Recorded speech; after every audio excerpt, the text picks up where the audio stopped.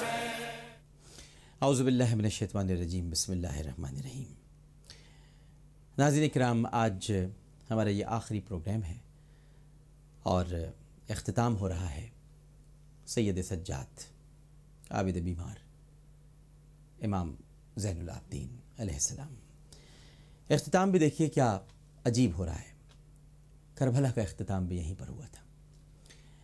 ایک آخری مرد بچا تھا قافلے والوں کے درمیان، اور وہ امام زین العابدین تھے، اور آج ہمارے اس سلسلے کا اختتام بھی امام زین العابدین ہی پر ہو رہا ہے۔ عبادت گزار زین العابدین کا مطلب ہے بہت زیادہ عبادت کرنے والے، عابدوں میں سے جو ہوں، بڑے عبادت گزار۔ ناظرین کرام، بڑا مشہور ایک واقعہ ہے کہ سید سجاد علیہ السلام حج کے موقع پر حج کے لیے روانہ ہوئے، تلبیہ پڑھ رہے تھے، لبیک اللہم لبیک، لبیک لا شریک لک لبیک، ان الحمد والنعمت لک والملک لا شریک لک، اور اچانک بے ہوش ہو کر گر پڑے۔ ہوش آیا تو 3 دن کے بعد فرمایا کہ میں کہاں ہوں؟ عرض کیا گیا کہ امام آپ یہیں پر ہیں۔ فرمایا حج کا کیا ہوا؟ عرض کیا کہ امام حج تو گزر گیا، آپ شدت غم سے بے ہوش ہو گئے تلبیہ پڑھتے پڑھتے۔ آخر ایسا کیا ہوا کہ آپ اتنے طویل عرصے تک بے ہوش رہے؟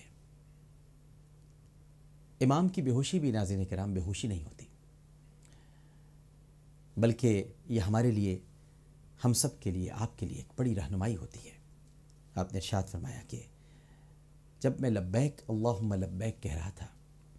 تو میرے پیش نظر یہی تھا کہ حاضر ہوں اے میرے رب، میں حاضر ہوں، لیکن اس لمحے مجھے یہ خیال آیا کہ میں تو کہہ رہا ہوں کہ اے میرے رب حاضر ہوں، اگر اس نے کہہ دیا کہ ہمیں تیری حاضری قبول نہیں تو میرا کیا ہوگا؟ بس یہ سوچنا تھا کہ میں خشیت کے عالم میں گرفتار ہو گیا، اور ایسی خشیت مجھ پر طاری ہوئی کہ میں بے ہوش ہو گیا۔ یہ ہے اللہ کا خوف، اللہ کی خشیت، جو عابد بیمار کو اس وقت سے تھی جب کربلا میں انہوں نے اپنے جگر کے ٹکڑوں کو بھی کٹتے دیکھا، اپنے بابا کی لاش کی بے حرمتی بھی دیکھی، اور اپنی پھوپھی جان کی چادر کی پامالی بھی دیکھی، اور اس کے بعد یہ بیمار، یہ عابد قافلے والوں کو لے کر زنجیروں میں جکڑا ہوا جب یزید کے دربار میں پہنچتا ہے،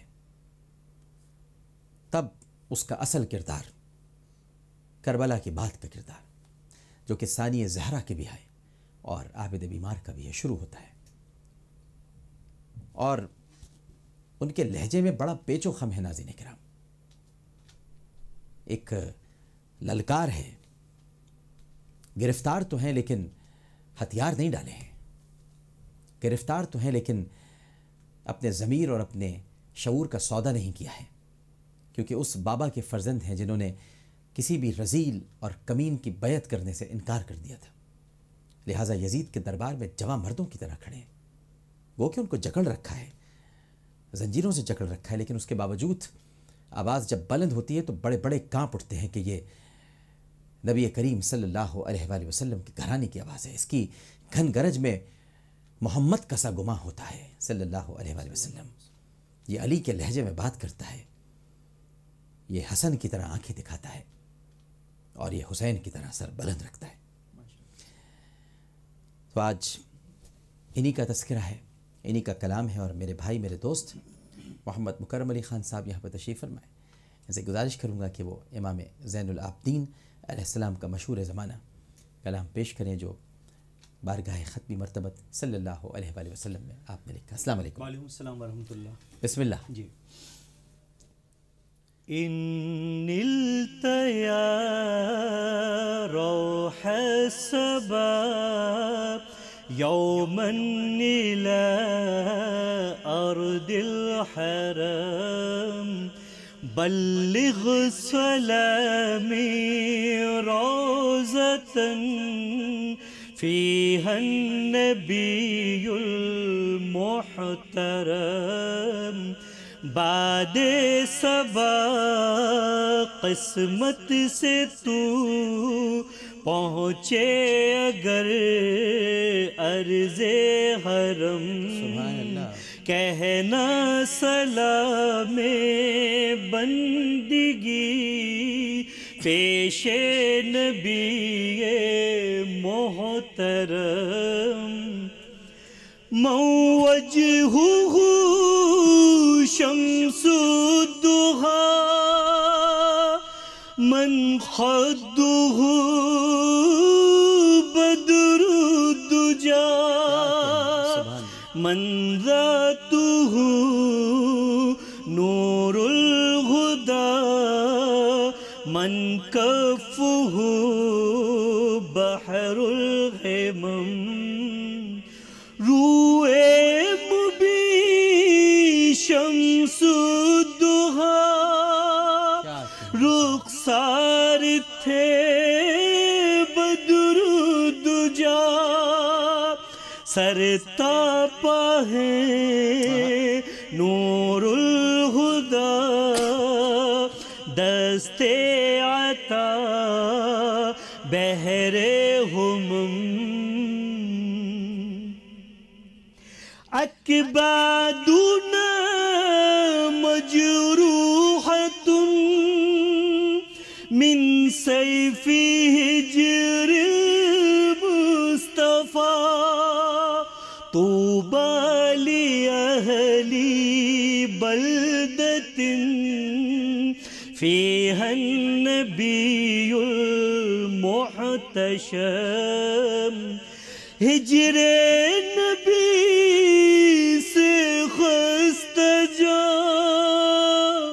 ہم طالب دیدار ہیں خوش بخت ہیں سب ساکن شہر نبی